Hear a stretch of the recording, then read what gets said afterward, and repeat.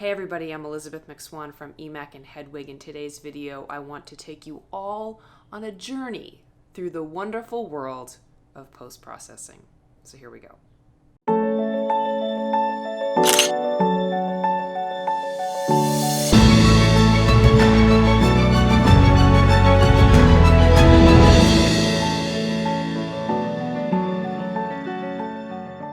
Post-processing your images is its own skill set that is completely different but works with the skill set involved during capture. Having skills in both capture and development or post-processing can really help your photograph come together in a cohesive and artistic way. There's an ongoing debate as to how far is too far in terms of post-processing, especially as far as nature photography goes. But I do think that pretty much every photo, to a degree, needs a little bit of tinkering and post-processing just to get it kind of exactly right. This is the first in what I hope is going to be many videos. I'm hoping to do this every week, every Friday, where I take a photograph that I created that doesn't have any post-processing done to it and basically take you through the steps of that particular photograph to the end result. I use Lightroom and Photoshop for my editing, mostly Lightroom, but really the things that I am doing, I think that you could probably do in your own post-processing software if you don't have those programs. So let's get started. All right, everyone, so this is the shot that I'm going to post-process for you today. This is of a piping plover with a little something, a little snack, little morning snack in its beak. So the first thing that I do when I'm post-processing a photo, almost always, is I crop it and I straighten it. And in this case, I don't really need to straighten it because you can't really discern a horizon or anything like that. You really just don't get that. So I don't really feel the need to rotate this or to try to, to straighten it. It looks pretty good to me. So I'm going to crop it. Now, when I crop my photo, let's go into the crop tool here. When I crop my photos for wildlife, I almost always use this aspect ratio, this 4:3 aspect ratio. So if I click on that, it makes it a little bit boxier. I think that this aspect ratio is just better for portraiture, and I would include wildlife and bird portraiture in that.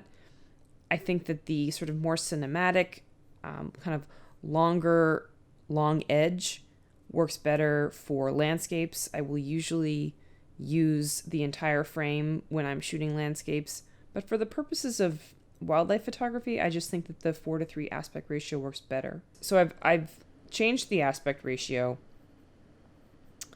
and I'm now going to crop it down a little bit more, something like this. And I'm actually going to crop out the tail as well.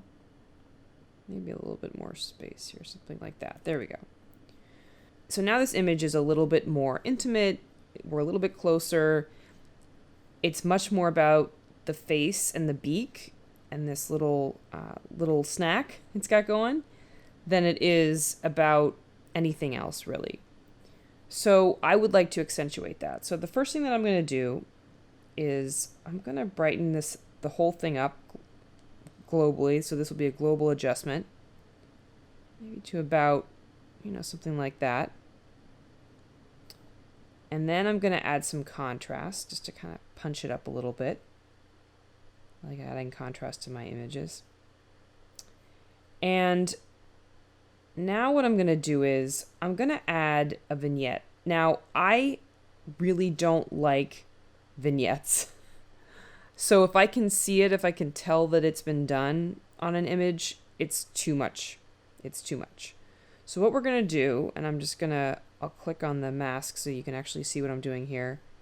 I'm just basically kind of going around on the outside edges here, mostly in the blue area. And I'm just going to kind of click around like this. So let's make the mask disappear. And so now I'm just going to bring down the exposure just a little bit to maybe about there. And as you can see, this is really, really subtle. You don't get the vignetting really look. All I did basically was darken it a little bit to bring out the subject. And so we're gonna bring out the subject a little bit more. So I'm gonna do another selection here. And I'm gonna do this right on the eye. And I'm kind of just gonna do it like around the eye. There. Like that. So it's about, so it's about like that much of a selection. And I'm just gonna bring up the exposure there just a bit. Maybe to like there. And then I'm also just going to add a little bit of sharpening. So if I zoom in here, this is where we started. I'm just going to sharpen it a little bit. Like something like that.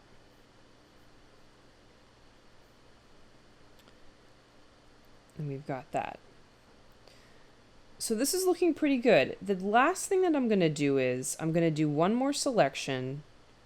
I'm going to get in here and I'm going to select this little doohickey, this little worm guy, whatever here. And I'm just going to select it like this. And what I'm going to do is I'm just going to bring up the exposure on that a little bit, just so that it really, you can see it more without having to zoom in. And as you'll notice as I'm bringing up the exposure, I've got some haloing happening here, which is a common issue I see on social media.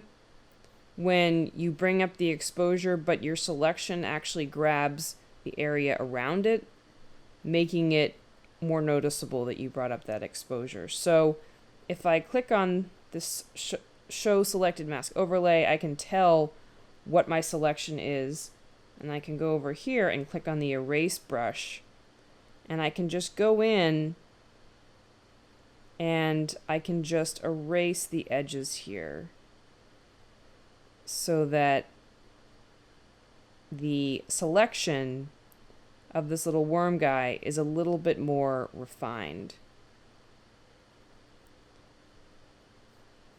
So let's see how that looks. And that looks pretty good. So there he is. So after the crop, this is the difference. This is the before and after.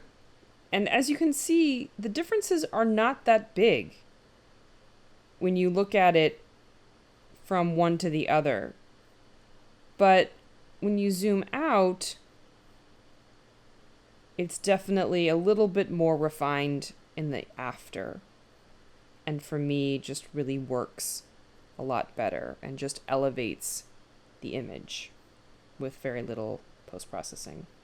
Thanks so much for watching, everybody. I hope that this was helpful for you. I hope you learned some things. If you are interested in learning about specific techniques, then please comment below and I will try to find an example of a photograph that I can take you guys through and to use as an example for that particular technique. If you like this video, please like this video and subscribe to my channel. It would really help me out a lot and I would appreciate that. You can also find me on Patreon for as little as $2 a month. You can get early access to videos like this along with a bunch of other really cool stuff. The link is in the description below. And until the next video, everybody, take care, happy adventuring, happy shooting. See you later.